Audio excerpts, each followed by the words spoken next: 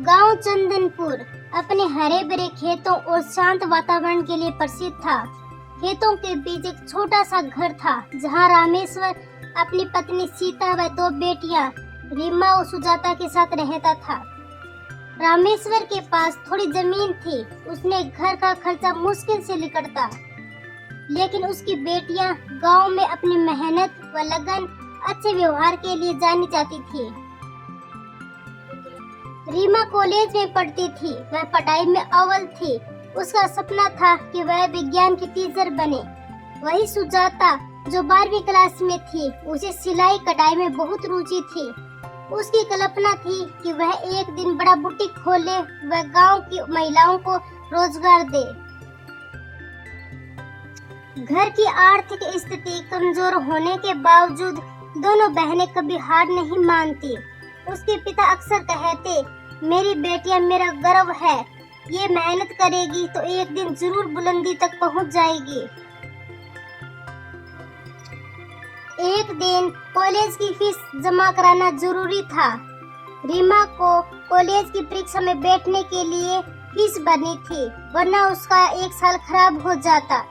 रामेश्वर के पास इतने पैसे नहीं थे।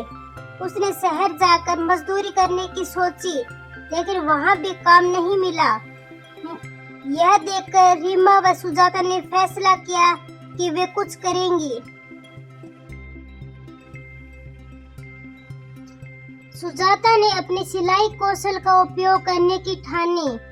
उसने गांव की कुछ महिलाओं को सिलाई सिखाना शुरू किया। उसके लिए उन्हें ब्लाउज और सलवार सूट सिलने लगे। धीरे धीरे उसके काम की तारीफ होने लगी। कुछ ही दिनों में उसने थोड़ा पैसा जमा कर लिया। दूसरी ओर रीमा ने गांव के बच्चों को पढ़ाना शुरू किया। वह शाम को ट्यूशन देती और उन्हें गणित, विज्ञान और अंग्रेजी सिखाती। बच्चे उससे प्रभावित थे। उसके माता पिता भी अपने बेटियों को शिक्षा सुधारने के लिए खुशी थे। कुछ महीनों में दोनों बहनों ने मेहनत से वह फीस जुटा ली। जब रीमा ने स्कूल में फीस भरी तो प्रिंसिपल ने उसकी तारीफ की और कहा, तुम जैसे छात्रों की मेहनत देश का भविष्य बदल सकती है।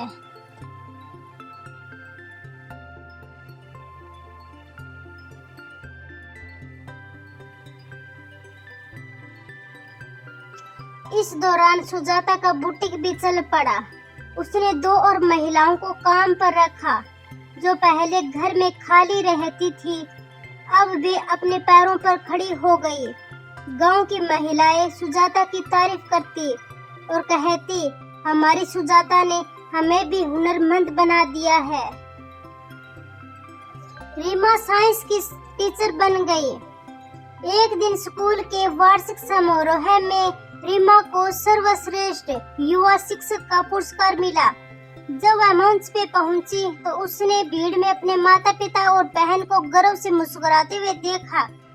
पुरस्कार लेते समय उसने कहा, मेरी सफलता मेरे माँ पापा और मेरी बहन की मेहनत की देन है। अगर हम ठान ले तो कठिन से कठिन रास्ता भी आसान हो सकता है।